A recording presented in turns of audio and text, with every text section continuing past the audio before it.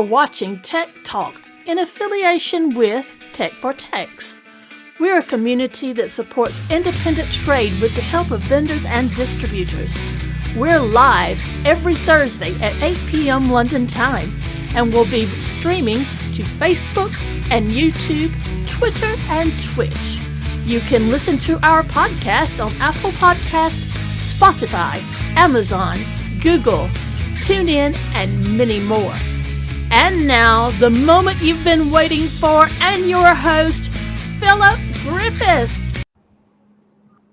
Welcome to Tech for Tech Tech Talk. This is a live show where we discuss different ways to help your IT business grow. My name is Philip Griffiths and I'm your host today. This episode is Should I Open a Store? We are joined today by the boss, or should I mean Jenni. We also got Ben on the show, Tim, David, and a newcomer called Chris. So let's move on. Okay, sorry. Before I go any further, can everyone hear us okay and see us okay? Because I've just had a message saying we've got static, so please let us know in chat if you can hear us and see us properly. Before we go on any further, if you are in the Tech for Tech's Facebook group, make sure you click the link, which I'll put in chat in a few seconds, which is chat.restream.io/FB. This will allow you to basically allow your name to be seen within the chat screen. Otherwise, you'll be known as a Facebook user. Okay, so it looks like everyone can see us. So hi, Peter. Hi, Richard. Hi, Cormac. Hi, Rich again.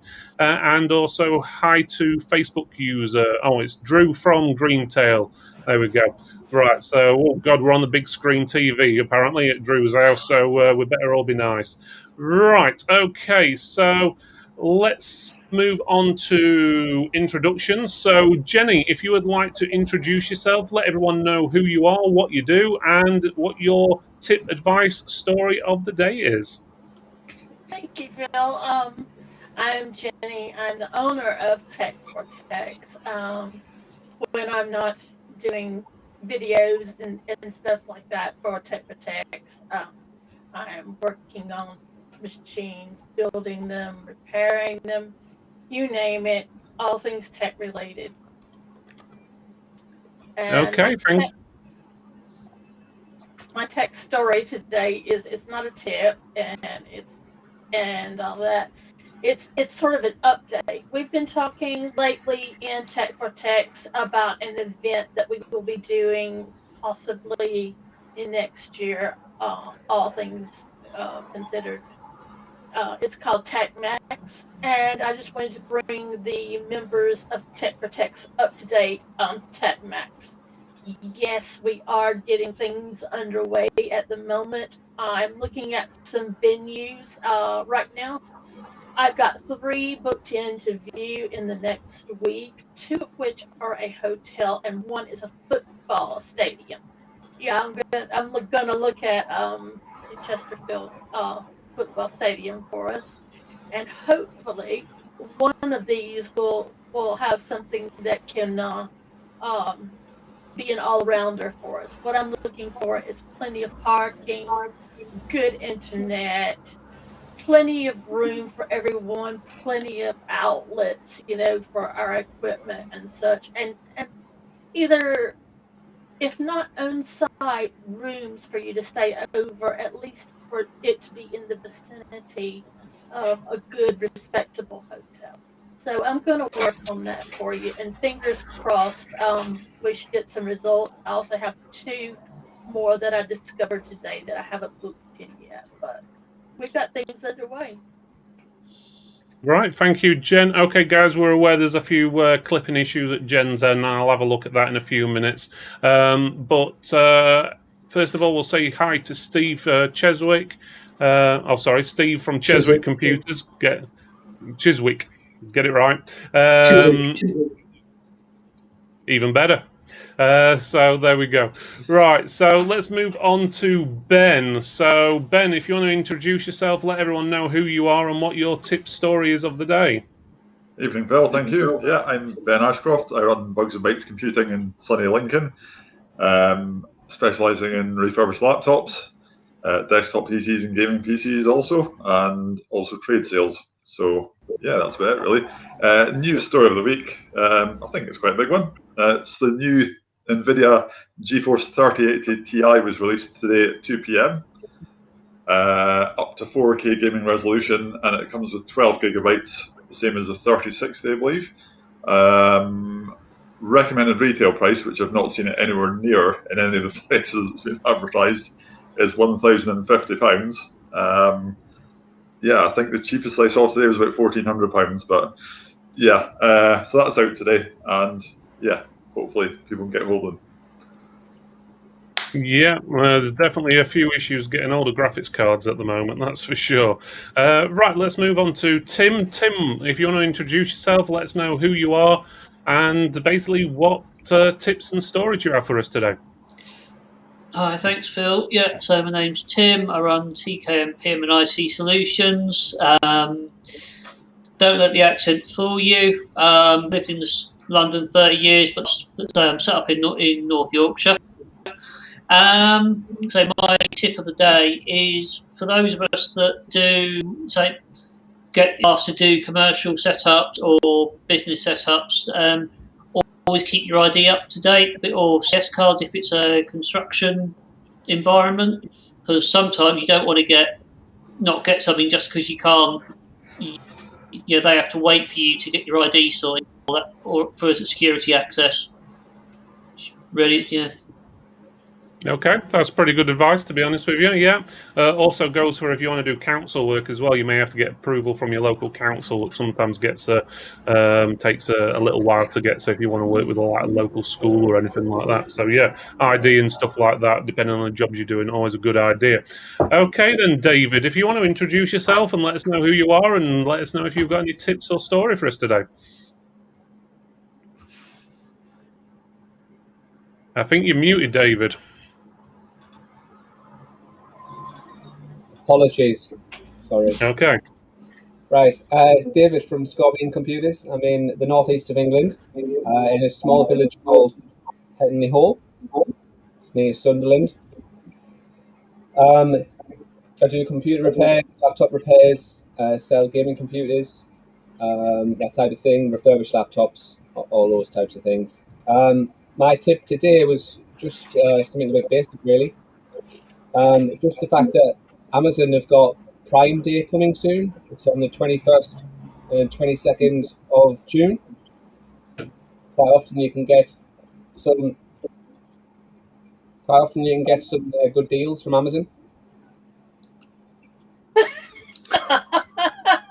Okay, let's move over to Chris for a minute, and we'll go back to that one. So, Chris, if you'd like to introduce yourself and let everyone know a story or a tip. I wonder if that was an Amazon deal. Thanks, Phil. Good evening, everybody. I'm Chris from One Touch Services. We're based in the south, so we've got a shop in Staines and one in Bagshot too.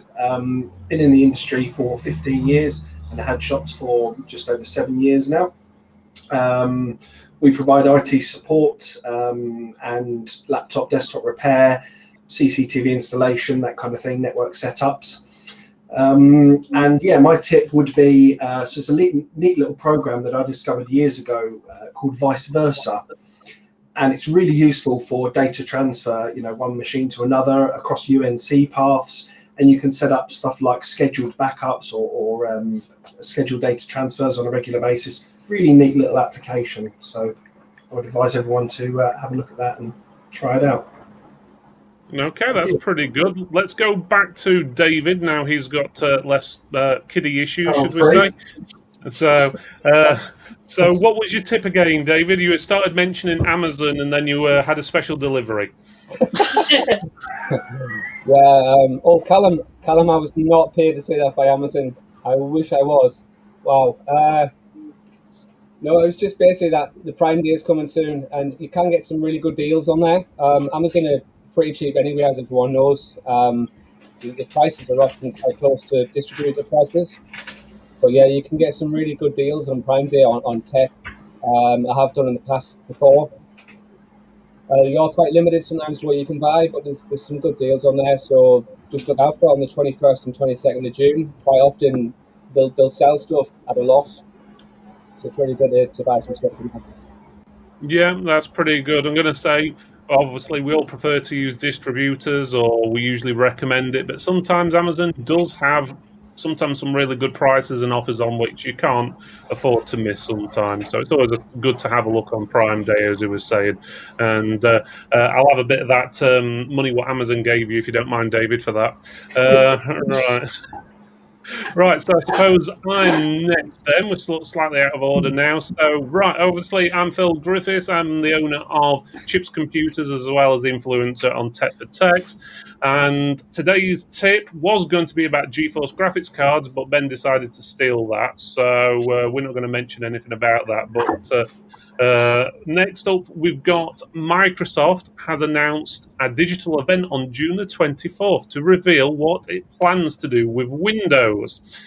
What this exactly means is still unclear, but other clues give us an idea.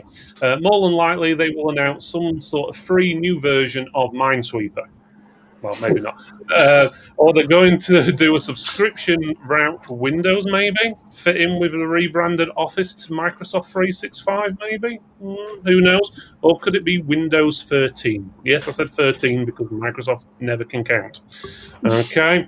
Right, and also AMD have announced a new 3D V cache for its CPUs, improving gaming performance up to 15%, while Intel announced it's better at everything without actually saying how or why. Right, first we have to pay the bills though before we go on to the main section. So let's roll this. From high-speed networking to enterprise storage, at Ortual we have a solution for you. We're a UK-based vendor specialising in computer hardware components, so whether you're powering a data centre or upgrading a laptop, we can help. At Ortual, you'll get a dedicated account manager that gets to know you and your business, supporting you from our head office in Yorkshire. All our products are OEM compatible, tested in-house to ensure performance, and what's more, we offer a 5-year warranty across all our SSD range and lifetime on our memory. Want to find out more about our partner programme? Visit ortual.com. And thank you, Ortial, or as a lot of people pronounce it wrong and call it Orbital or Orital or whatever, but they're actually a pretty good company. So if you are looking to get SSDs, memory and stuff like we have in the past, direct basically from the vendor itself, you can do, and you're basically missing out the middleman. But again, we've reviewed their products in the past and they are pretty good, to be honest with you. So right, let's go on to the show. First of all, I'm going to go on to Ben, and I'm going to have a quick check to see what's going off with Jenni's mic while we do so. So, Ben, make sure you stretch this out really long. It's got to be for about 20, 30 minutes, okay? So if you want to basically start off with your arguments against why people shouldn't get a repair shop or a store or whatever, and then we'll move on to people who think you should. Yeah, thank you very much, Phil. I'll try and stretch that out for 20 or 30 minutes, but maybe I'll struggle. So yeah, I understand the whole shop business model. I understand why folk want to open the shops. It's not for everyone, and personally, I'm quite happy working from home. I think there's pluses and minuses to both sides. I think certainly, I think a lot lower overheads than you have if you own shops, employ staff, that sort of thing. I think it depends on your business model as well. But I mean, I'm not saying shops aren't a good thing to have, because yeah, we need shops. But I think the last 12 months or so has sort of made us think perhaps about the whole shop thing a bit more, possibly. So it's yeah. That wasn't 20 or 30 minutes. Luckily, I'm back. So I was going to close there and move on to the next person for you, Phil.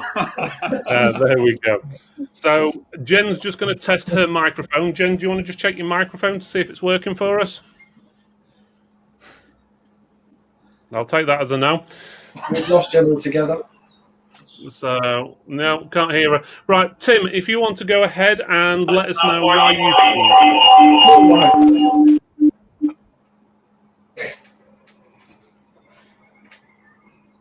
Okay, just give me 1 second. Go, Tim. Tim, Go do you want to easy, go ahead mate, and talk to us about what is your shop?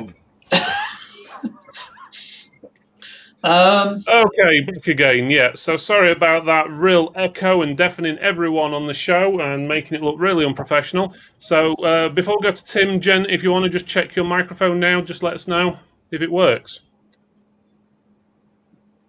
Do you want to speak, Jen? Just shout. She's only in the next room. Okay, so something not right there. Okay then. Right, well, I'll sort that out again in a second. So, Tim, let's go on to you. Tim, give us some arguments why you should have a store or some facts and so forth. I think it opens you up to the customer directly without you having to do a lot of the, call it the PR or the, particularly if you moved into an area and you're not native, I'll say natively from there, for example. I mean, I moved from, weirdly enough, not far from where Chris is based. I moved up to the North Yorkshire, and I don't know anyone. There was no one knew me by name or anything like that. So me having the store, I'm finding I'm getting a lot more of the face to face. And once you start speaking, they become long term customers. It goes from one to another. Starts off say a laptop, a smart, and I've got more than a couple where I've gone in and gutted a customer's house, for example. You know, fix the Wi-Fi, the router, that kind of thing. So, yeah, that's pretty much what I think. It's good for the whole PR side of it. The face-to-face, you get a lot more human interaction than you do anything else. Yeah. I've got to agree. Yeah, I mean, I started. Sorry, I've just kind of interrupted there, but I started as a market stall some years back because I thought, a shop's a big expense. Do I really want to put all my eggs in one basket and start a shop? So I had a market stall for many years, probably 5 years, and that did well. I picked up trade through that, and it built my name in the town. And then I got a shop, and in fact, the shop ended up costing me less than the market stall. I was paying. I mean, it was a doorway, but I was paying, I think, £250 a month, including electricity. So you really couldn't knock it. But the confidence that people have when you have a shop in the fact that you are a legitimate business, I mean, market traders, they've still got, even though I was there week in and week out, people knew me, you still had that, well, they're a market trader. And I used to sell laptops there as well. I had 30 laptops at one point, and people probably thought, well, they've come off the back of a lorry, even though legitimately purchased, but they still have that. So a market stall for us, a shop for us was a big customer boost, and it did our business well.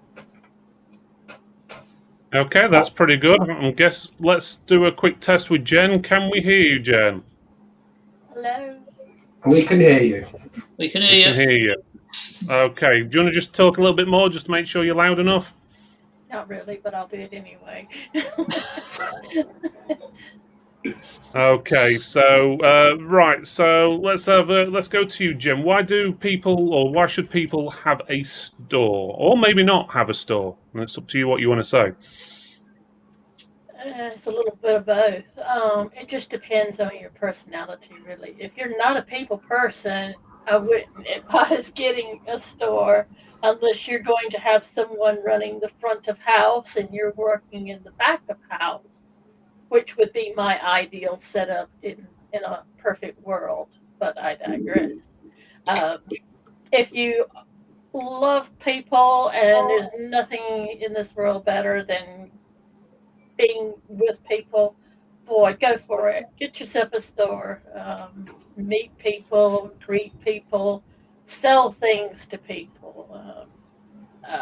Today I was in the company of a gentleman that came through my store, and I was tired at the end of the day, but he was really pleasant and everything, and we got to talking about how slow his HP laptop was, and I upgraded him to an SSD MD, he was only going to wipe and reinstall Windows due to some issues he was having. And I told him that, a solid state drive wouldn't go amiss in this laptop. You could really get a lot of performance boost out of it. And I explained to him, what it was versus a traditional hard drive and how each worked differently. And we had a little conversation. And at the end of the day, what would have been 80 pounds, well, it got considerably more of what kind of a bill he will have at the end of the day. But he will see a noticeable improvement, and I'll see noticeable income. So it's a win-win. Okay, that's a good point there. And right, let's go on to David. David, why should people open a shop, or are you planning on opening a shop and you want advice, or do you think it's a bad idea? I've had a business now for about 8 years, IT repairs and things like that. I don't have a store. I work from home. I've got like a workshop in the garden. But I think the ultimate goal is probably to get a store at some point. Obviously, I'll come on the show tonight to get advice from people as well, rather than give it. But I think if you have a store, you get more footfall. You get people walking past, that type of customer. But it's always a plus if you're able to sell some things as well. If you're able to sell items. I mean, I haven't got anywhere to show items at the moment, apart from I do on the website, but you don't get as many people on there. I think if you're in a local town, I might get more trade. I already get plenty of computer repairs and laptop repairs and gaming PCs, but I don't sell a lot of equipment, and I think you could top up the amount that you earn by doing that, maybe. I know there's quite small margins, but I think that would be a good thing. But I don't quite know how I would go about setting up a store. I don't know what you need, what sort of software people use to log all of the equipment and things they have that they're selling, computers, their laptops, the peripherals, that type of thing, really. I've never had a store, so it's a bit daunting. Okay. My advice to someone that is planning on opening one is do your research first. Location, location, location. Yeah, I mean, there's no... That's your number one thing. And once you've sorted out location, you've got to... I would study the location. I would study the shops in the area, how many people are going in them at what times. Don't be afraid to look in the other computer shops and just nose around to see what they carry as well. If they have a lot of things on the shelf and it's kind of dusty, well, you know that they're not selling them. Yeah. That's the long and short of it. And it doesn't hurt to do research like that. Definitely, locations. If you're on a back street, you've got to make yourself a destination shop. Now, Phil and I know all about that because we are on a back street. But we've built ourselves up so much that we are a destination shop. People know us now. But in the beginning, it was really hard work to get ourselves known because we weren't out there on the high street. Yeah, I mean, I'll be honest, we've got our shop in Staines. We've recently moved from the small shop that I originally mentioned to a much larger shop. And we kind of fell on our feet with it, really, albeit there was quite a lot to be done, but we were already a fairly established business. But the location of it is, just going into a major retail park that's in Staines. And in fact, it's literally just on PC World's doorstep. So you very often, people are heading that way, and our shop is slap bang in front of them where they're going. Another good point, I mean, Jenni, what you said was a very good point. Location is very important. And parking as well, because people won't, as much as you could have a public car park, 3 minutes walk, if it's a walk, people won't do it. Whereas if there's parking out the front, they'll stop out there. And I've looked to shops before and I've turned them down because there wasn't parking, or, there wasn't the facilities that there are on other shops. a lot, and I like what you said. Sometimes it's not that they won't walk; it's they're not able to. We get a lot of disabled customers through our door, and what is a short walk for us is a very long, treacherous walk for them. So, especially carrying the desktop. Exactly. I even wanted to put a ramp up to my door, but the council said if anyone had an accident, we would be responsible for it. And I thought, I'm just trying to help people get in the door, including myself. It's a high up step. I mean, it's a good fit to step up.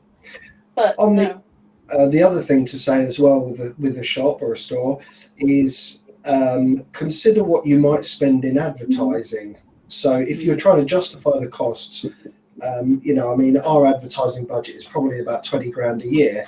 Now, if you're thinking, well, I might spend X amount on advertising, I mean, our shops are, I think, 11 and 13,000 pound a year rent. We don't pay any business rates because we're below the rateable value, or qualified small business rate relief. And so actually, if you're thinking about, well, I could spend that on advertising or spend that on a shop gives you presence, and therefore, it's effectively like free advertising, but you just don't realise it because, So we track people when we ask people, well, how did you hear of us? They say, well, we saw your shop. Well, that's a form of advertising, essentially. Yeah. I mean, something that I've found with where I'm going to be setting up I've started getting the display stuff in the office set up.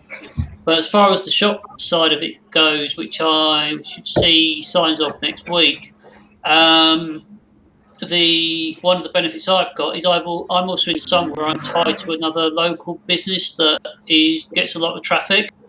So, and they do a lot of trading there. So I get a lot of people going for the training. They have to go past my premises. So I get through traffic. So, yeah.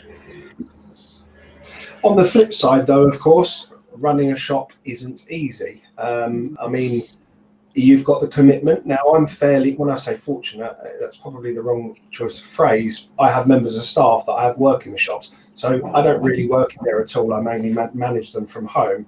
And trying to do that is not always easy. Putting your faith in other members of staff where you haven't got direct management of them is not easy.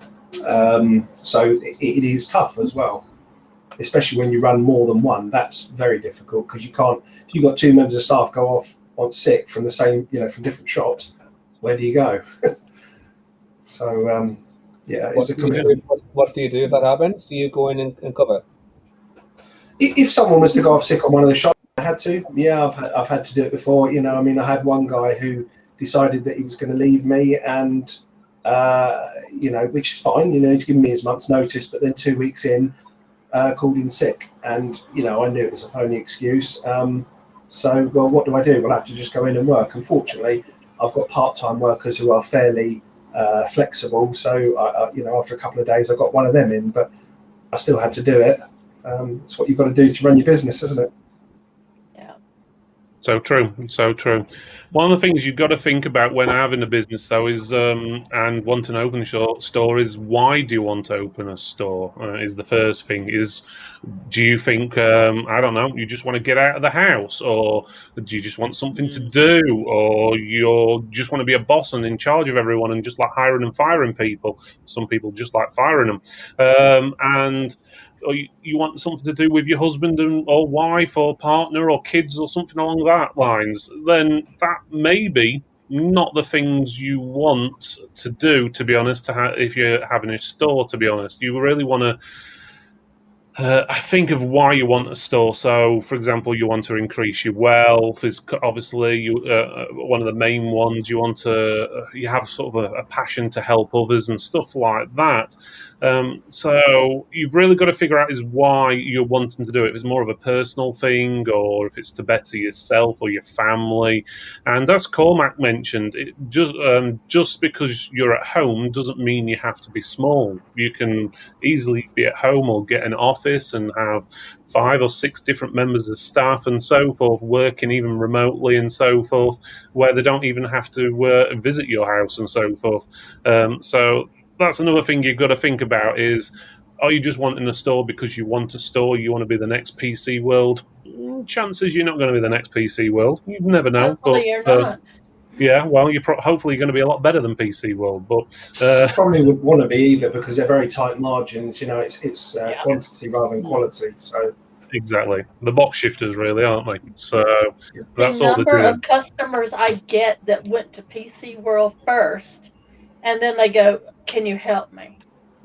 I love PC World for that. I mean, I hate it that they've messed up someone's computer, but I really do love the repairs that come in my way after they have. They are useful for that. Jenny, we did a little bit of industrial sabotage. We purchased an old van that doesn't run, and we sign wrote it and stuck it outside the local PC World. And it works wonders, believe me. We've even got tracking for it. I have always wanted to take a laptop into PC World, knowing what was wrong with it, to have them do diagnostics on it and see what they would say. I've always wanted to do that. I may break down and do it one day. Good technicians don't last very long at PC World. They realise their worth and they very often will move on. Yeah. And if you can scoop those people up, then so much the better. Yeah, I can vouch for that. I know a friend that used to work for PC World, and he left after about 3. In fact, they asked him to leave after 3 months because he knew too much. So I met someone that used to work at PC World, and he was asking me what I would do to make the computer run faster. And I said, well, first of all, I would do an MS config first thing first on it, to get that going. And he said, what's an MS config? And I just kind of looked around and I said, seriously? Startup programs and stuff. Their default will be to reinstall Windows. That's just what they're doing. It is. That's what he Every said. time. He says, I really need a reinstall. I said, no, you just really need to go in and cancel all the programs that are running in the background. Yeah, that's true.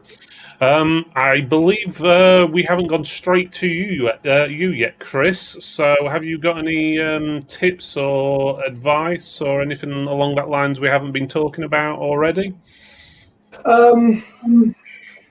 I mean, someone mentioned it earlier, I'm not quite sure in one of the comments, but they were saying, you do have to have quite a lump of startup capital.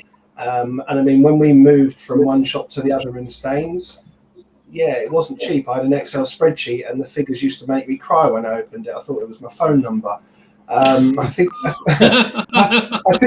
in the end, including our, rent deposit and first 3 months rent and all the stock and kitting the place out, it was about 17 grand. So believe me, it's not cheap. But I had to smash it out because we only had a week between signing our new lease and actually having to move in. So I had to pay people to get it done very quickly. But that being said, my shopping bag shop, I think that probably cost me about £2,500 to open, and a little bit of rent. But it depends on the landlord you get as well. Yeah.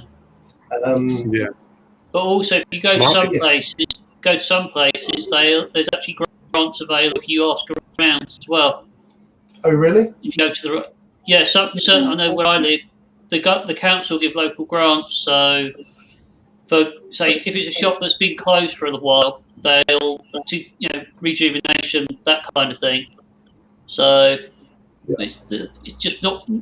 Shouldn't be afraid to ask the older councils or. It's worth local as well authority. if you find a property that has been vacant for a while. Don't be scared to be ruthless with a landlord because very often they want to rent it as much as you want to rent a property. And the landlord of the property in Staines, that had been empty for, I want to say about 6 years, something like that, maybe a touch less. And he was very keen to rent it. It actually turned out it was one of my customers. I just didn't know it. But the place was a shell and no one wanted to take it on because there wasn't even a toilet or running water in there.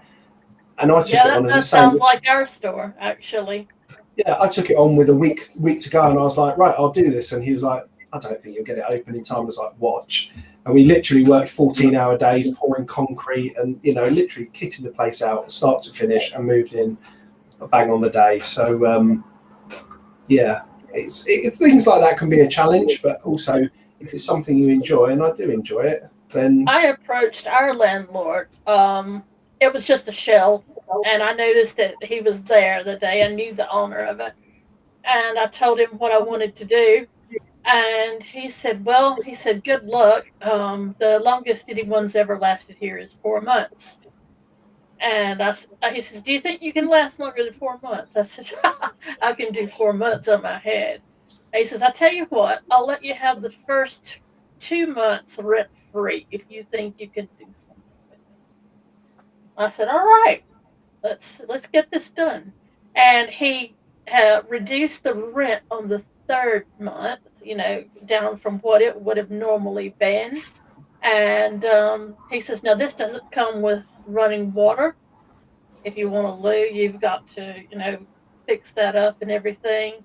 He said, basically, it is what it is when I rent it to you. I said, only 2 things need to be fixed before I rent it, and that's a secure front and back door. And he said, I can do that.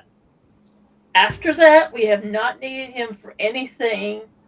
I asked permission to decorate it as I pleased, as long as it was to bring it up instead of down. And he said, whatever I wanted to do, the sky's the limit. I never see him, and that's a good thing. In all honesty, our shop looked like an abandoned shack, to be honest, when we took it over. So I don't think we could make it any worse than it was. Yeah. Sorry, Chris, go ahead. Sorry, I was just going to say that was actually the point that I was getting to. Was so our landlord realised the state that our place was in, and he said, I'll give you 3 months rent-free period. And I said to him, to be honest, Barry, I think it's actually worse than you think it is. I'd kind of like 6 months, and he kind of ummed and he said, yeah, okay. And so, that's what we got. But don't be afraid to ask with these things. You can be very cheeky when it comes to that kind of thing. Sometimes you get away with it. Yeah, probably at the moment, especially more than normal with all the shops closing and stuff as well. Yeah, a lot of the shops that are closing, locally, are actually turning into the likes of charity shops because they get a certain amount of dispensation. So, yeah. Our landlord, when we got it, he said, I've got to get my stuff out because I've been using it as storage. And I looked over to the side, and he had this really nice display cabinet. I said, can I be cheeky? He says, what is it? I said, will you include that display cabinet? Or at least mates rates on it to buy. He says, all right. He says, I was going to sell it. He says, but if you want it, you can have it. What are you going to do with it? I said, well, I'm going to display some different kinds of things like hard drives and memory and things that I didn't want people to get to that would be secure behind this glass. I thought, put it there, put the till on top of it, and it made a makeshift till area in the beginning. Okay, we've come a long way since then, but you make do with what you have when you're first starting out. And we've still got that display case. It is now supporting an aquarium. So good. That's true. Let's have a look. Actually, no, that display cabinet's now at the TFT studio. We've got it as the main counter. We built the all the table around it. It's the center part. You moved the other aquarium off it, did you? Yeah, a few years ago. Yeah. So, that's as much as I go in the man cave. There you go. Another thing that I would say as well is when you're looking at premises and obviously speaking to landlords, and perhaps if you are thinking about doing it, you want to, and a solicitor would advise you on this, but you want to look at something like a renewable lease. So a lot of landlords will say they want to get you to opt out of Section 25 to 30 of the Landlord and Tenant Act, which means that they can take the property back at the end of your lease, so you don't have an automatic right to renewal. And I think security, someone mentioned security of the property, and that's a big issue as well. But security of lease is something you definitely want to consider, because you don't want to get to the end of a 5-year term and find out well, actually the landlord doesn't want to renew here, and I've just done 5 years and done the property up and wasted that time. Do you know what I mean? Yeah.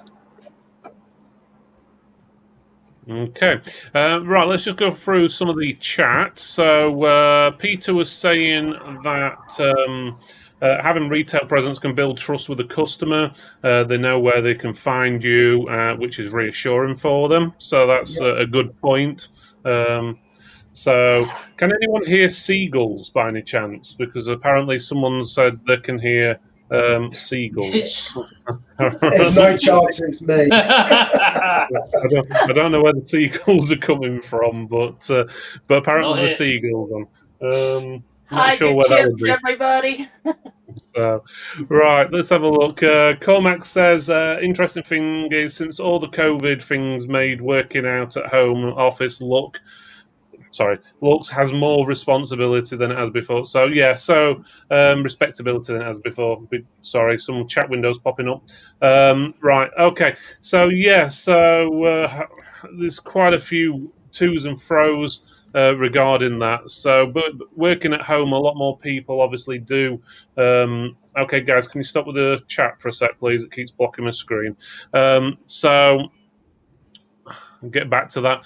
So the basics is, since COVID, obviously everyone is, or a lot more people are working at home, and it is more respectable than it used to be for people working at home. Some people call them bedroom traders. I think someone even in chat called it bedroom trader a few minutes ago. To be honest, working at home, bedroom trader, whatever you want to call it, there's nothing wrong with that, obviously, as long as you follow all the rules and so forth. Again, please, can we stop using the chat, or I'll disable it. Right, so moving on to the next question, we've got there's the bedroom traders as opposed to a shop. I feel there has to be trust and regular customers, but always wonder if having a store on an industrial estate high street would be more beneficial, especially if I go full time. I'm not sure who that's from. It says Facebook user.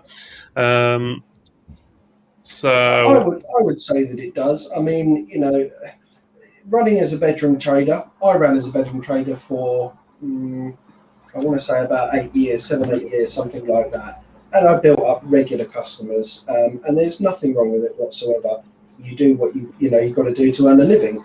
But I would say, as we mentioned earlier, having a high street presence brings you customers just for the fact that you've got a high street presence. People obviously they've got to go and find you, but they might just drive past you. Whereas if you're operating out of your bedroom, they're not going to or they might drive past you. They don't know that you do it. So yeah, I mean, there's fours and against. Working out your bedroom, you've got a very low overhead. You can afford to charge less. Swings and roundabouts. Yeah, I think the big thing I'd noticed is I started out working from home. Major problem I also had was as soon as people knew what I did, and I was getting requests to fix laptops, it's just, where does it go? There's only so much space in the house, and I was already, where I'm sat right now, a small house, desk is in the corner living room, for example. So, say other benefit from having the shop and office, it all stays there, locked away. I go away, I can't touch it till the next day, so I can switch off if I've got a family thing going on. But at the same time, I don't have to carry it to and from. That's different locations. It stays in one place. It's that simple. Yeah, I mean, I work from home, and I personally really enjoy it, and I love the flexibility, because the one thing that's always kind of got to me is, if I own a shop, I'm going to be stuck working there 9 to 5. I mean, I understand what you're saying, Chris, about you manage a couple of shops, but yeah, I like that flexibility. Sometimes I'll do a bit of evening work, occasionally I'll do a bit of morning work, and yeah, I just like that flexibility. I'm that sort of character. I can't sit and do a 9 to 5 shift Monday to Friday, Monday to Saturday. That's why I don't like having to work in them, because I don't want to have that. I want to be able to, go down the shops if I want to, and go out for a lunch or something like that. So it's nice to not have to work in the shops. But as I said earlier, with that comes the stress of having to manage staff. I mean, we used to go to a shop many years ago, early 2000s, and the owner of it, I think he had 3 shops at one point, and I think someone said, he'd had a heart attack because of just the stress of having to run those shops, and it really wouldn't surprise me if that was I the can case. believe that. Yeah, it is stressful, and it's not so much the the running of the shops, because essentially I'm not doing that. It's managing the staff. That's the most difficult bit for me. Yeah. I mean, I think I would say the other thing about working from home, bedroom trader, call it what you will. It's not just for those. It was one of the comments was it's more a lifestyle thing if you work from home. Well, I don't consider my business to be a lifestyle business. I consider it to be quite a scalable business because it depends what business model you adopt. I don't have a shop because I don't have any aspirations to have a shop. That certainly doesn't mean I don't have aspirations to build a business and to grow it. And I mean, at the moment, my second bedroom is my spare room is my office. I can still shut the door. It's more difficult to do sometimes, but I can shut the door and leave it for the night if I have to. But yeah, that's got sort of issues with it because I'm starting to outgrow my office now. So I'm sort of thinking where to go next, to look at a little workshop or an industrial unit or something like that. Or I'm hoping to buy a house soon and I'm looking to move into a 3-bedroom house. And then I'm thinking I've got one room for stockroom or office, one room for a stockroom as well. But yeah, it's definitely not just a lifestyle only business. It's not really set as such, like working from home is lifestyle and working in a shop or running shops is scalable. If you have a work from home business and you choose the right business model, that can be equally scalable. Ben? Yeah. Yes. I was just going to say, Ben, do you not worry that if you move house, that your business moves to a different location and your customers might find it harder to find where you are, because obviously people might know where you are at the moment if they've been mailing? It doesn't really concern me, to be honest with you. I mean, at the moment, I'm in a village about sort of 5 miles out of Lincoln. I mean, the biggest sort of magnet, other than word of mouth for me, is probably Google. And you search for Bugs and Bytes Computing Lincoln or search for computer repair in Lincoln, and I'm moderately high up there, albeit I'm not getting as many hits as I would if I was in the centre of town or in a retail shop or even living on the outskirts of town. But I mean, I'm quite happy at the moment. The amount of work I'm getting for being 5 miles out of town is keeping me busy. I'm probably looking to move a bit sort of more towards the centre of town when I do move, and possibly get more hits and more work through that. But it depends what way you want to take the business as well. At the moment, I'm doing a lot of repairs and that sort of thing, and I'm sort of thinking I want to move towards the sort of trade sales side of things and get more into that sort of thing. I guess it depends what you do, really, doesn't it? I mean, if you're predominantly remote support, I know a couple of local guys that really just do remote support. That's the kind of business that they want. Well, you can work wherever you like then, can't you? Whereas if you're doing laptop and desktop repairs or anything which requires, hands on to something on site, you've got to be reasonably local to them. And we've gained business because people have moved away. IT support has moved away. They can't provide that on-site support before, and we've picked it up. So yeah, it just depends, as you say, quite rightly say, Ben, depends which direction your business is moving in and the type of work you want. Yeah. No matter what kind of business you have, whether it be at home or in a small office or a retail store or what, I encourage you, I implore you, get a good website up, get good social presence like on Facebook, and, tweet on Twitter, and get yourself known, get yourself out there. Make sure that your website is the first one that they reach on Google. I can't stress enough, Google is ours. Phil works really hard on our website to make sure that we stay up top when someone searches for computer repair in our area. That's really important, no matter what you do. Yeah, Google reviews have a big bearing on that. I mean, if you can keep your Google My Business up to date and get people to review you, I mean, we've got a small script that's a small sort of web page on our site that's just for us. And once people complete their transaction in our CRM, you click a button, it will take it there, fill the couple of forms in, and it will send them a pre-written script that offers them a £50 or the chance of winning a £50 voucher for reviewing us. They don't even have to. Sorry, I say reviewing us, giving us feedback. They don't have to review us. And in fact, what it does is, if there's a question that I think it says, what's the likeliness you'd refer us to a friend or family? If they score us over 7, it then takes them to another page that says, would you leave us a Google review or a Facebook review, depending on which store they've visited? And it works wonders with getting people to do that for you, and that looks good, because you've got 100 reviews and everybody else has got 5 reviews. Who are they likely to choose? As long as they're good reviews, obviously, which is reviews have always helped us a lot. I'm going to say we've found that local stores will only have 5 or 10 reviews, and we've got like over 100 or whatever, and you find that people go, oh, I'll pick you because you've got the most good reviews, sort of thing. And it's always good to have a bad one on there as well sometimes, to see how you respond to the actual customer. Sometimes you have straight 5 stars on everything. It can start to look a bit dubious. It looks a lot like a lot of the product reviews on Amazon, which look like someone's translated everything from Chinese or whatever into English, and it doesn't make sense. So always make sure the product reviews you're getting are from genuine customers. And as Chris says, get some automation in there. We don't go as in depth as he does, but I do like his idea. You're welcome to the script if you want it. I'll probably take you up on that one. I'm going to say ours is pretty straightforward. It's just an email out saying, did you enjoy everything, blah, blah, blah, blah. Please leave us a review on Google with a link on it. If you didn't, if you got any problems, contact us. Simple as that. It's nice and short. And then it gives them an option to sign up to a newsletter. And when I say newsletter as well, that's another good thing. If you are having any type of store or any business, you need to collect people's information. So if you do move, which is likely if you get a store, you may have to move, you may get a bigger store, you may have to move for whatever reason, and knocking the building down, who knows? But you need to let customers know where you are. Yeah. So always make sure you've got their contact information as well. You can send them obviously sales emails as well if they so far wish. Obviously, you have to get them to tick a little opt-in box nowadays though to do that.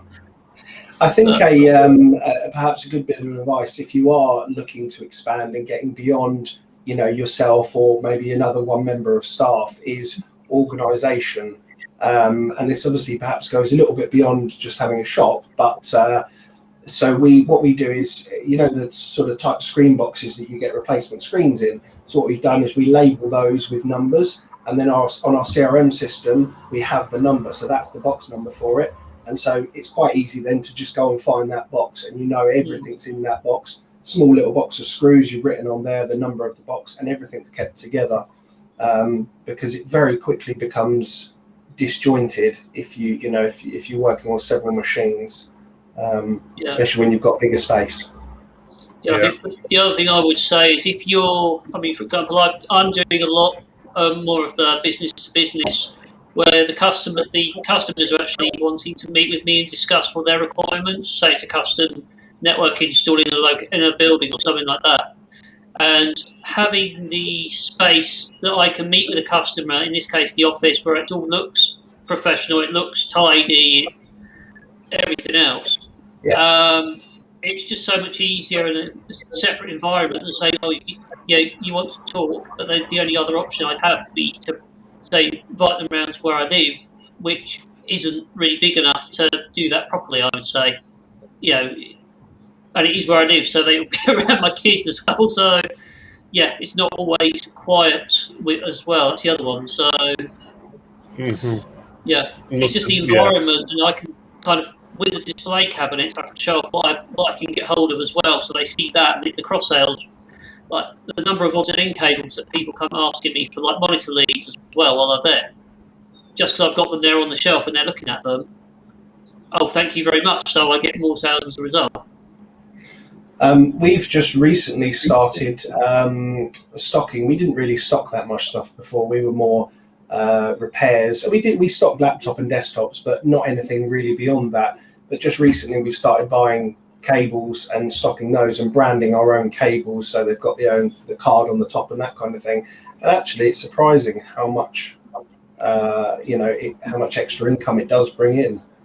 I'm going to say cables, you can have pretty decent profit on them as It's well. a good markup on them, It's a good thing as well. You've got them all going to be like uniform, obviously with your own branding on. And even if someone decides they don't have time to do their own branding, try and go for a uniform style. I think Goliath Computers, they do a uniform cable design on theirs. Target have got their VCOM range as well. So get a uniform style. There's nothing worse than walking in someone's computer store and you look at the wall where all the cables are, and every single cable on the wall is a different brand in a different bag and looks a complete mess. It looks like a car loop sale. Oh, Bill, do you remember the time that we went in the computer store in the States and you needed, I think, a Molex to set a cable? I think it was. And he said, oh, they're over there in the corner. The cables are. And what we are greeted with was like a whole bunch of Ziploc bags. And we had to move through them. It was a big mess. It was terrible. Okay, yeah, that's pretty true. It was a bit of a mess. I don't know if you guys saw Chris then. He's sort of frozen at the moment. His screen has. So just do a favour, Chris, turn your webcam off and turn it back on again. Have you tried turning it off and back on? Yeah, just big V on your keyboard and V again. No, let me kick you out of chat and back in again. One sec. Okay, no. Okay, just try leaving. Just try leaving the live stream and then logging back in again. Give me a moment. I'm just going to unplug my camera because it's plugged in for our. I actually see him moving. It's fine. Anyway, while he's doing that, that's a bit strange. Some people saying he was frozen, some people weren't. So well, let me zoom into but it rectified himself. Yeah, let me zoom back into him so we can actually see what he was trying to show us. And here we go. How about now? Yes, we can see you. Okay, so hold up your. So this was one of the designs that we did. We were literally, one of my colleagues, I got him to design, the little cards. Obviously, that's where we punch it, and then we just staple it to the top of the cable. So it does keep it. I mean, that was on paper. That was just sort of in design idea. We finally decided on a design, and that's what's gone on the top of all of our cables now. Okay, yeah, it looks pretty good. That I've seen a few people do that. You can get blister packs as well, and people put them in blister packs, or even sandwich bags and stuff like that. So there's lots of different ways of doing it. But yeah, it looks pretty uniform. That's one thing. Getting on to is, first of all, let's go to David. So, do you do a lot of sales at the moment, or is it mainly repairs and so forth? Because you're thinking of getting possibly having a store in the future. So would you be thinking of more of a repair store or a retail store? I mainly do repairs at the moment, but I think I would like to do some sales as well. I do the sales, some sales via the website. I've got products listed on there, but that's just the stock that suppliers have. So I don't really hold a lot of stock. But one of the questions I had was, when you do have a store, how do you sort of log all your inventory that you've got in your store? What do you? It's stocking them, as in where we put them and everything. No, as in keeping inventory. Okay, we use Repair Shopper, which is sort of changing over to Synchro now, which has got its own inventory list inside there. Some people just keep a spreadsheet, but basically in Repair Shopper and a lot of other programs very similar, you can basically scan the barcode and it automatically takes it out of your inventory, and when you buy stuff in, you basically just add it back into the system, just type down what the product is, scan the barcode, and it adds it into the system, and you just write down what price you sold it, what price you bought it for, and then what price you sold it for. I'm just going to mute Chris for a second because I can hear a lot of bumping and banging from his end. Sorry, I'm back. I was just filling up a glass of water. A little piece of advice I would give you if you're thinking about starting a store: don't go all out on peripherals and components to put on sale. Only put out there in the first few months what you'll use yourself if it doesn't sell. You're always going to need a keyboard. you're always going to need a mouse. You're always going to need some speakers to test things with. So keep it pretty basic.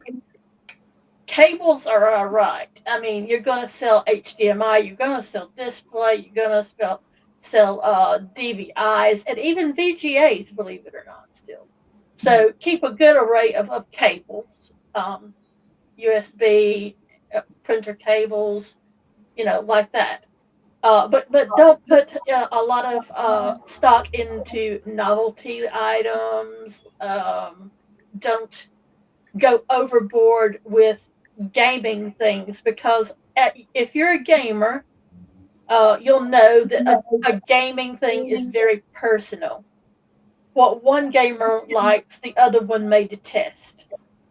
So you don't want to go all Razer if the people in your area are more Corsair or Mad Catz friendly. So you need to get a feel for things like that. Just keep generic things generic at first until you see where you're finding yourself. Yeah, I think that's very good advice. I mean, we stock very much the same as what you're saying there. Things you're going to use on a regular basis. Got a good stock of SSDs, good stock of hard drives, the cables like you're mentioning. I'm trying to think what else we stock now. But yeah, we won't stock. I won't stock graphics cards because, as you say, if you don't sell it, a couple of months down the line, and who wants to pay what you pay, what you paid for it, kind of thing, let alone make a profit. So a lot of that is we will buy to order. But yeah, keyboards and mouse, and keyboards and mouse. We do call outs as well. So we've got staff that go out on site. So we will keep things like mesh systems or Wi-Fi routers. I'm literally looking at my CCTV to see the sort of things we stock now. But and we always have some RAM in stock because we're always building with it. And we know that we're going to use it. We don't go out and buy the RGB RAM to have on stock. We have a standard stick of good RAM that we know is reliable. Yeah. It's something that I've started. If I'm going to an outcall and the customer says it's a problem with the desktop, I always make sure I ask them if they know what it is. If it's something that I set up for them or I've seen before, I'll always try the compatible RAM with me, and one of each of all the cables, so and even the little where some people sometimes use them. Then I go out there and can do the repair it, but it helps. I think. Sorry. Go ahead, Chris. Go on. I was just going to say, getting back to having a shop, and I think it applies whether you're, working out of, bedroom trade or whether you're working out of a store, is upsells are very important because especially when you're trying to earn a crust, actually you need to be, more expensive because you've got those overheads. So things like, has a customer got a backup set up? Offer them that. I mean, we'll set a backup up for someone. So we will charge obviously our hourly labour for whatever we're doing. And then we'll say, well, have you got a backup set up? No, right, okay. USB sticks. We'll sell them a USB stick if they haven't got one, and then set up the backup service, which is what we use vice versa for, because it's a great little tool. So we'll sell them that service. Great upsell for us. Fan cleans as well is another one that we will sell. You probably remember HP laptops used to have that thing with the overheating the graphics card. That was where the idea started. Why don't we offer people to clean the insides of their laptops out? Sometimes they need it, sometimes they don't. You obviously can't tell before you opened it, but I think if you sell it as the value of what they're going to get rather than what you're going to earn out of it, you sell it quite easily, that kind of service. Have you got a backup? Have you thought about, does your laptop get hot? Does it overheat, kind of thing? And it works quite well. So yeah, upsells is a good thing, to be honest with you, and it's one of the things on my list. I think one of the things when you're starting off, when you're having do get a store or whatever, is not go mad. Is if you're used to repairing machines, start your store off as a repair store. That's what we did. we just basically accepted things in for repair and went from there. And as time went on, it's like, oh right, we've got a deal from one of our suppliers we normally get parts from for a laptop. We get a laptop, we got the cable in, and so forth. Don't go all in. You don't want to spend 10, 20 grand on stock, which you may never sell. And then as customers come in, you'll know what the customers are asking for. You'll get someone come in and ask for paper. So you've put down, right, next time I'll do an order, I'll order paper, then memory sticks and stuff like that, and just go from there.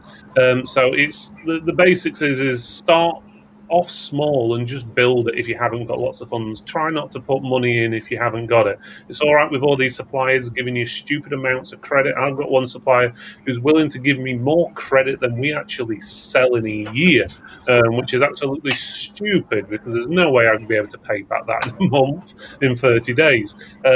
So yeah, I can buy all that stuff from credit with them, fine, but obviously you've got to sell that stuff in 30 days. Otherwise, you've got to find the rest of that money from somewhere to pay it off. So try not to get into too much credit. I try and stay away from credit any way I can. I've had issues with credit in the past, issues with obviously people not paying us, then we can't pay the supplier and so forth, which causes no end of issues. So now we strictly basically pay cash for everything, well, card most of the time, unless some places specifically say you have to buy credit, and then basically as soon as the credit goes through, we pay it straight away, just so we make sure we've got what money we've got available. So try not to get credit. I know suppliers and everywhere's going to give it you because obviously they want you to spend, but when you do get in trouble, they'll shut you down for it. Basically, they'll make you mortgage your house, sell your car, whatever, to get their money back, and they've usually got a lot of power behind. Credit from suppliers is one thing. I mean, we predominantly buy everything on a credit card and just have that rolling, but providing you've got that cash flow and you know what you've got. I mean, I can look at what we're doing and roughly guess what we're going to do for the following month based on the past 5-6 years. So I think having a line of credit for your business is a good thing, but yeah, not necessarily with suppliers who want to sell you what they want to sell you. Buy from where you want to buy from. Yeah. Chris, is that software you mentioned before? What does that do, sorry? The what, sorry? What was the software you mentioned before? What does it do? Oh, it's called Vice Versa. And it's file synchronization software that you can set up to automatically, back up one location to another or synchronize two locations. Really handy little software. Okay. Just to interrupt, Jen's got to go now because she's having issues with her earbuds. She's had a few technical issues tonight. We'll have to reset her up for the next show and get her some new equipment, I think. It's just an excuse to me to spend more money on her, to be honest with you. Any excuse to spend on IT equipment, I think we can all agree on that. There we go. No complaint there. No, it's not shoes, so it's all right. I don't know. So looks like, Ben, you're like the co-host now. So if anything goes wrong, it's all on you now, Ben. Okay. Oh, brilliant. Thanks. Is it another 20 or 30-minute chat, Phil? We can do. I think your last 30 minutes chat lasted about 25 seconds, I think. But I'll let you off.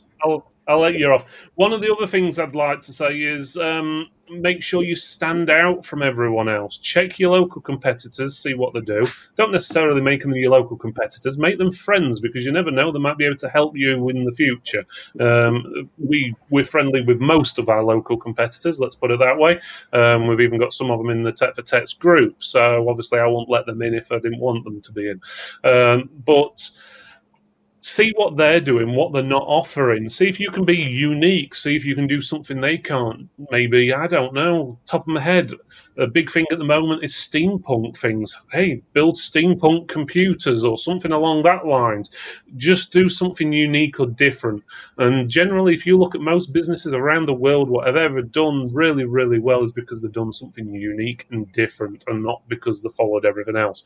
Obviously, if you want to be like everyone else and just earn the same as everyone else, then just do what they do. And when you do open up, don't undercharge. Make sure you charge roughly the same sort of price your local competitors do. Otherwise, it's going to be difficult for you to increase your prices later on. And on top of that, you'll probably attract the wrong type of customers as well. There's nothing worse than having the customers who want everything for nothing, and then you basically, I don't know, selling a service what everyone else is selling for £60, you do it for £20, and then they'll come in and want you to do it for a tenner. Generally, you charge more. You generally do get a better clientele in most cases. Obviously, it depends on your area as well. Obviously, prices in some places are going to be more expensive than others. Yeah, I mean, I'll quite happily price check our competition. I don't know, we've probably got one or two in the group, I'm not sure, but, you know, I'll get someone to phone them up and just see what they charge, what the service is like, and sometimes you see they've done something well, and you think that's a good idea. Why don't we do that? Yeah, all right. You know, you're stealing ideas essentially, but if they're doing it well and you haven't thought about it, well, why not? You know. I mean, something that I've done, why I'm going the route I'm going, is I looked where there was a gap in the market. So if there was a load of people all the same thing, one of it, which was a lot of, say, builders, for example, these weren't ones websites. These were like, say, Facebook pages, and that was it. So I decided business to business almost, so the networking side of it, and that's paying off for me. So yeah, let's look for gaps in the market more than I still do the other side of it. Yeah. It's worth thinking about referral partners as well. So, you know, we don't do mobile phones. It's not an industry I wanted to get into. But there are also a number of other people locally who you might think is competitors, but actually they only do mobile phones. They don't really want to touch laptops. So we buddy up with them. And in fact, I'm a BNI member, and that's kind of taught me the ethos of that, if you like, because we met someone who is our competitor. And as you were saying earlier, Phil, I sat across the table from them thinking, well, they're a competitor, you know, but actually we've ended up doing, they do stuff that we don't do, and vice versa as well. It's worked really well both ways. So yeah, do get to know your competitors, and also look for referral partners, such as people who do mobile phones, and they can be a good stream of income for you. Yeah, that's true. We work with our local competitors. Again, we don't do mobile phones. We send them to there, and they don't do call outs, so they send them to us and so forth. We don't really charge or send a bill to each other. We just say, right, you get those jobs, and if you have any, you send us some.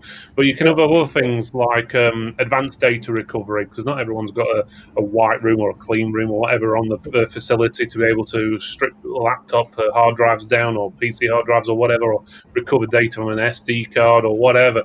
Is send them off to somewhere. Okay, name dropping here for somewhere like Alison at EADR.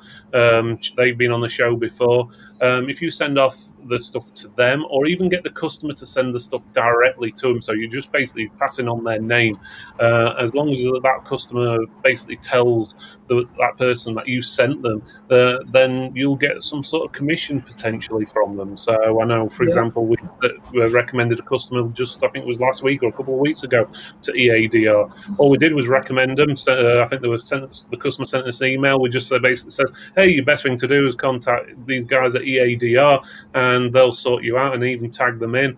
And a couple of weeks later, we basically got £50 for basically just passing an email on. So because they were managed to recover the data. So it's good knowing people. Again, EADR, there's probably other data recovery companies out there that do the same service.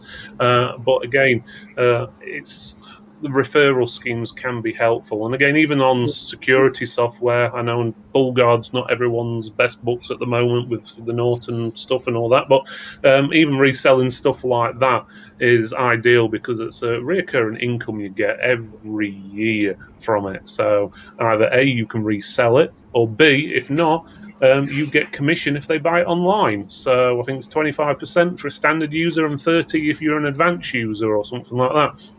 So even if the customer moves abroad and then renews BullGuard for 10 years in a row, you get that 25-30% commission every year for 10 years. So, and that adds up. It's enough to go on holiday every year, I tell you. So, and our commission goes up every single year. But obviously, make sure you get a security company you like and you're happy with, and you're not just recommending any old person or company just because they're going to give you extra money every year. Yeah. Ben, we haven't heard too much from you. Do you have any other ideas why people shouldn't have a store?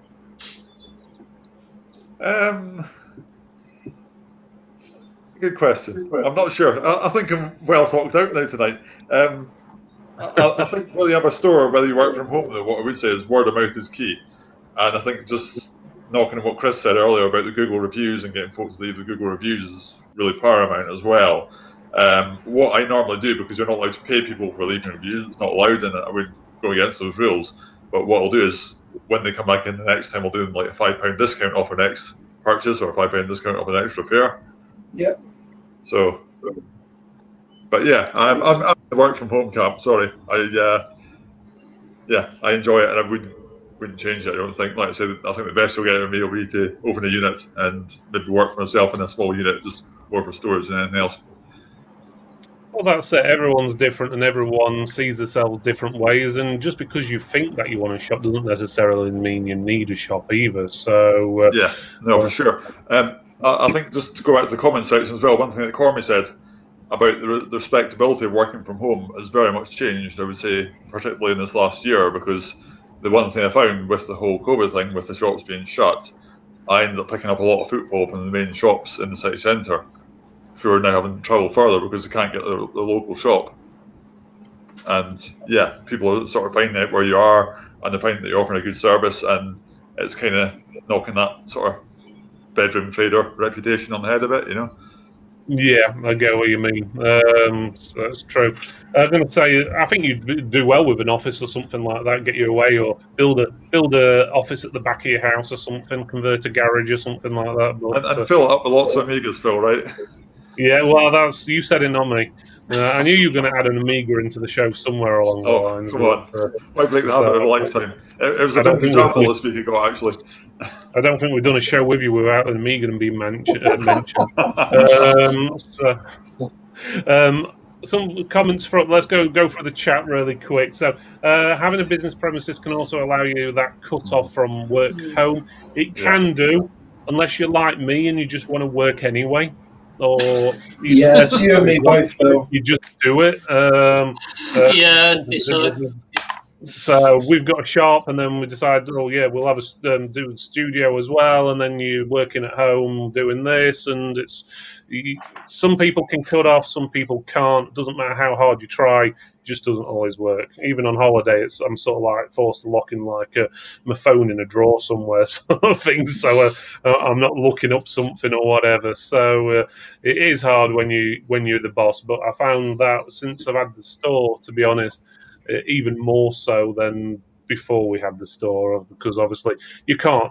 I think Ben said it before, you can't just work when you want to work. So you can't just go, I'm going to have the day off if you're running the store.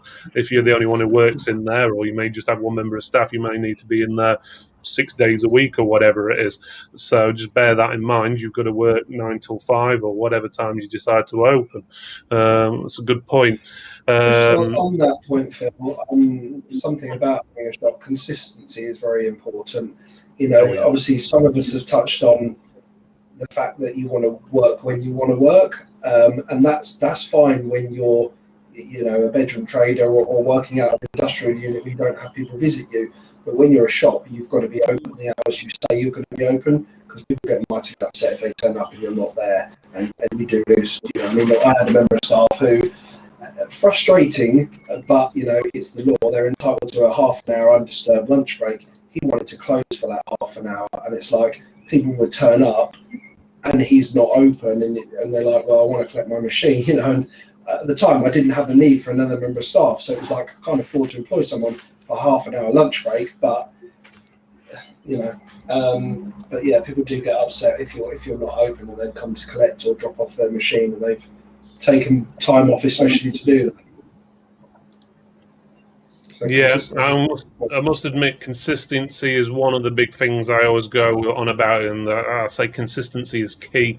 And again, not just in opening times and hours working, that's on every work practice you do. So if you have a specific way you repair things or clean things or whatever, you need to be consistent in how you offer that service and do that service. There's nothing worse than, well, let's just say a customer wrote the machine in 1 year and you do it a certain way, and they bring it in the next year and you don't do that exact standard. It's not very consistent, and it looks like you're maybe going downhill or you're not doing the job properly and so forth. So consistency to me is always key on pretty much anything. So and that's why I'm for example, do these shows, they're always the same time every week, so everyone knows, and they last for roughly the same amount of time, and we always know Ben's going to mention an Amiga every week. It's consistent. Okay, so it gives you a rough idea. So documenting your process is very important as well, especially as you start to have members of staff that, although you can train them, sometimes they sort of lose that, what they were doing or whatever, the way they were doing it. So you've got that documentation that you can say, this is the way we do it, this is the way that it needs to be done, the process that needs to be followed. And going back to, or even if you're working out of your home, I think it's important. We have a document that we use to check machines in. We take photos of the machines, whether or not we've taken the chargers, the bags, how did it work, so on and so forth. Just a document to check it in, and that all goes on our CRM. And the way that we do that is documented so that you keep it uniform for everybody. So yeah, consistency is definitely key, as you say. Okay, I think my camera's just paused for some reason. I'll try and get that back up and running in a second, but it just disappeared, so it's gone black, so I'll sort that out in a second. Some of the other things being mentioned is security is a big issue. Yeah, it definitely is, Brian. So the more stuff you're going to have in your store, obviously, the more you need either insurance, security cameras, whatever it may be. You have to think of how you position everything in your store as well, because obviously lots of different things can happen. Let me just swap over onto my other camera, see if that works. Let me see if I pop back on.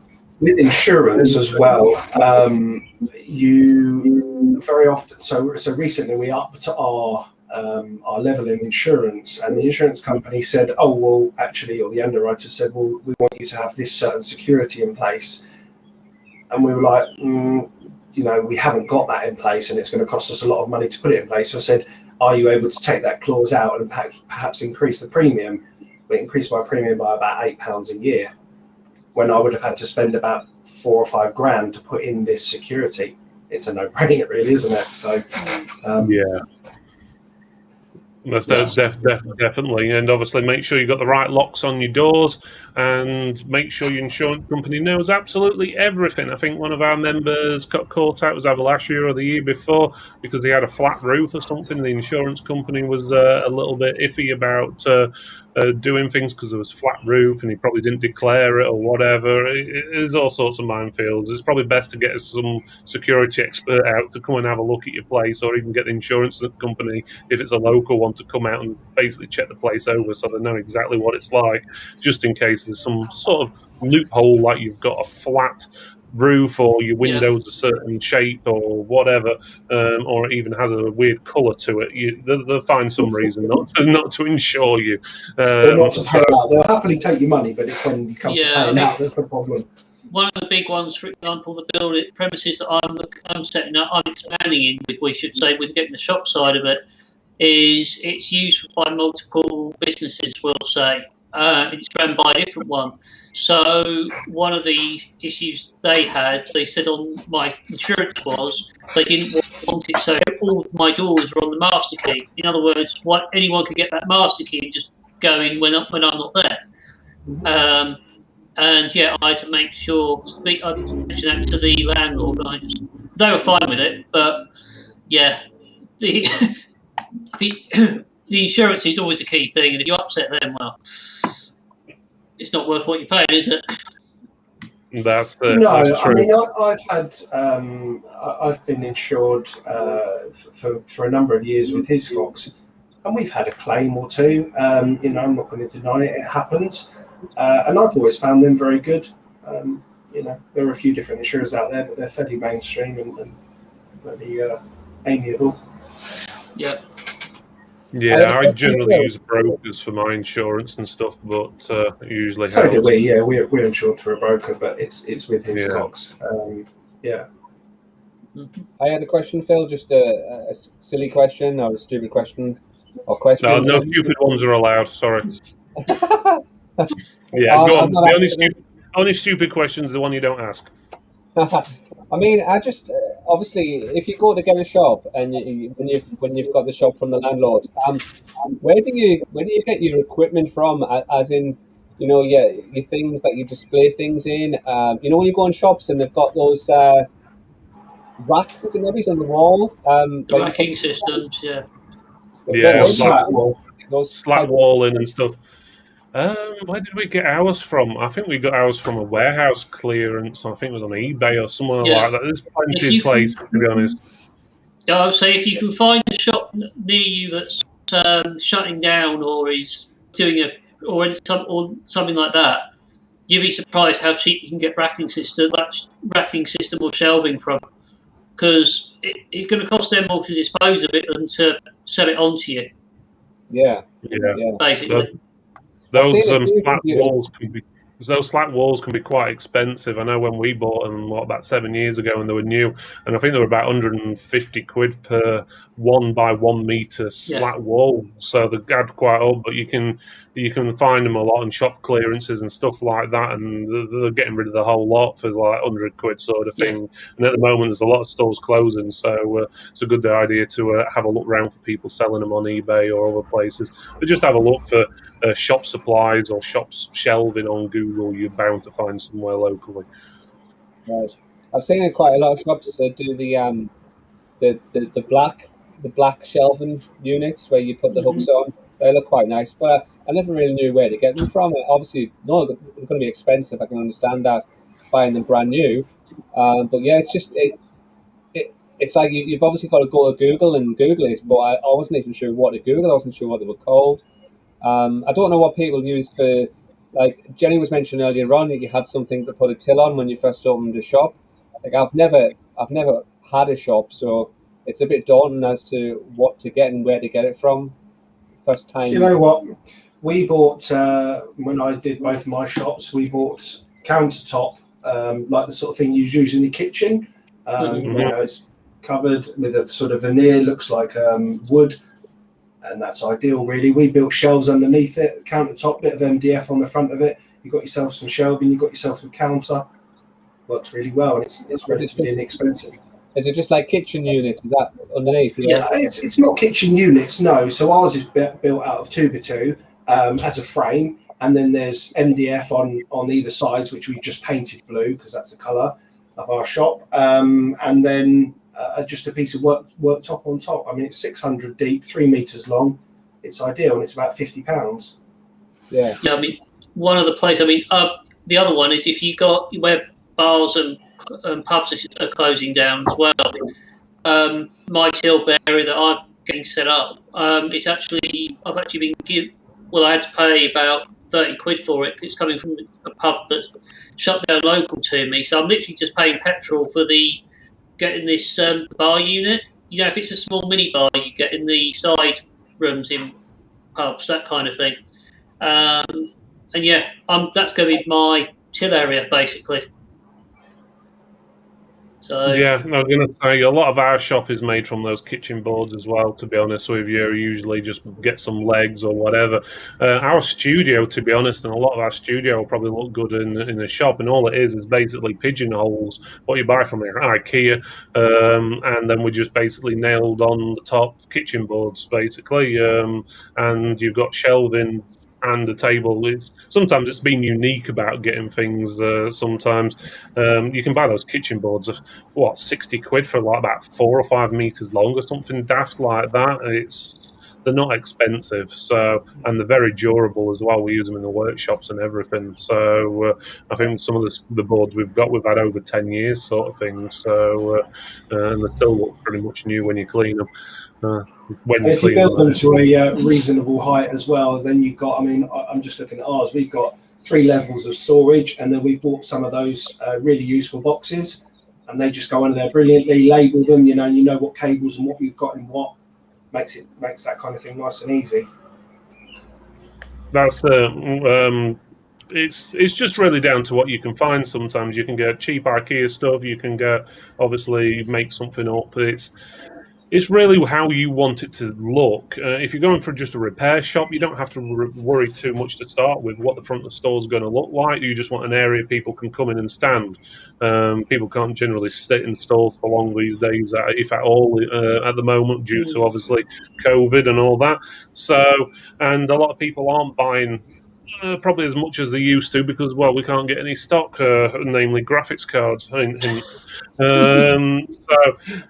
won't go over that one again. But yeah, so I think at the moment, where you make your profit from is from repairs, services, class part like items to sell, like laptops as add-ons and stuff. Okay, you can make quite a bit of profit on a laptop, but generally everything you do on services and so forth is pretty much 100% profit, apart from obviously your general costs like wages and stuff like that.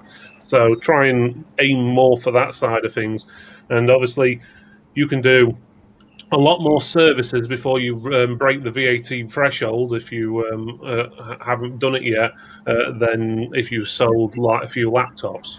When you think about it, you can only sell 80 laptops at £1,000 a piece a year before you break the VAT threshold, where you can do hell of a lot more services and you'll get hell of a lot more profit out of it. So it's not always about selling the most expensive thing. It's sometimes finding what you'll sell or able to make more profit out of, and that's how we aim things, is make more profit through the services than the actual sales. The sales are a bit of an add-on, adds on top. Obviously people have needs, but our main things in services, our laptops may seem overpriced to some people, but we offer them as part of the service, includes setting them up, security, data transfer and stuff, all in the price, where other people might charge 150, 200 quid less for the laptop.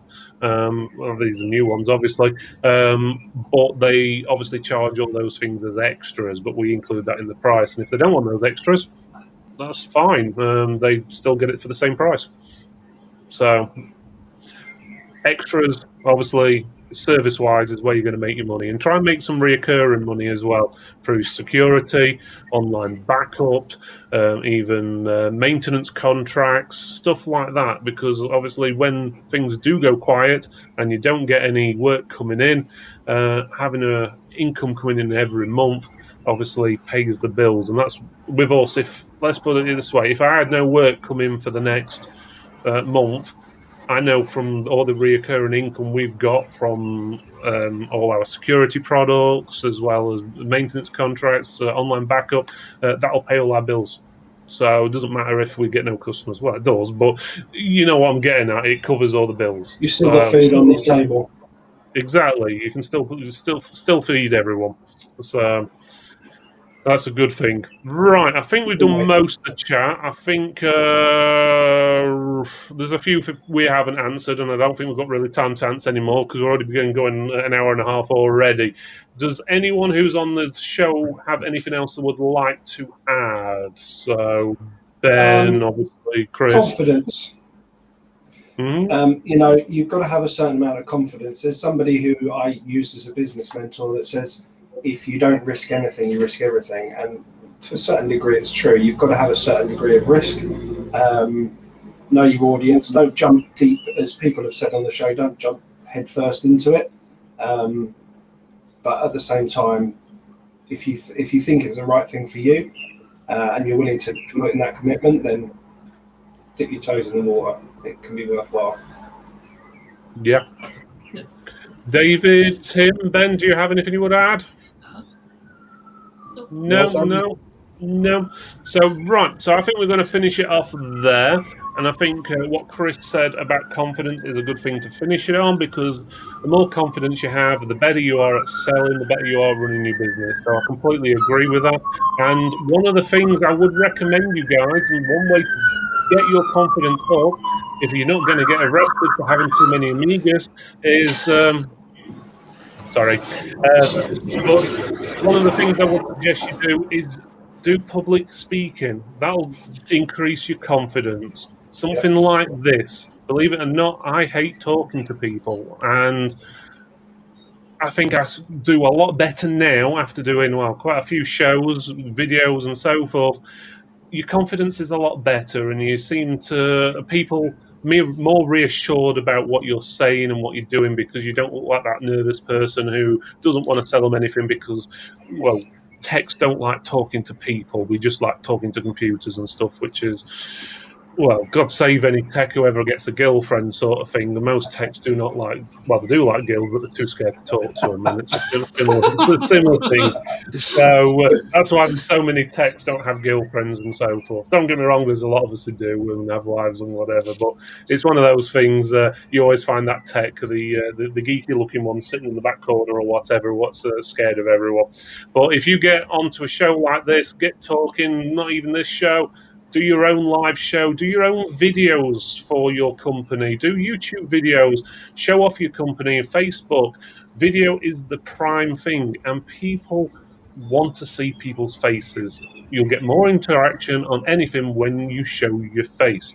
And when you talk more, it builds your confidence. And in the long run, you'll just keep on talking and talking like I'm doing now, and it'll make no sense. But still, you've got the confidence, and it doesn't matter. Go networking as well. Networking's another brilliant one. Okay, just put yourself out there. Yeah, networking. We'll probably have a show about networking in the future, a bit more depth on that one. Right, guys, so we're going to call it a night now then. So if you would like, obviously, to join Tech for Techs and you're not Tech for Techs member, go to techfortechs.co.uk/join. There you can find over 1,200 UK members. It's totally free to join. We don't charge you, no membership fees, and you basically can interact with everyone who you spoke to on or seen on this show, as well as a lot more. So next week we do have a show at 8 o'clock at 8 p.m. That show is 5 tech tips or something along that lines. Cormac's going to be on, so no doubt it's going to be an interesting show and have lots of chickens on there. So, right, guys, we'll see you all next week, 8 o'clock. And again, thanks for watching. See you later, all. Night, everyone. Yeah.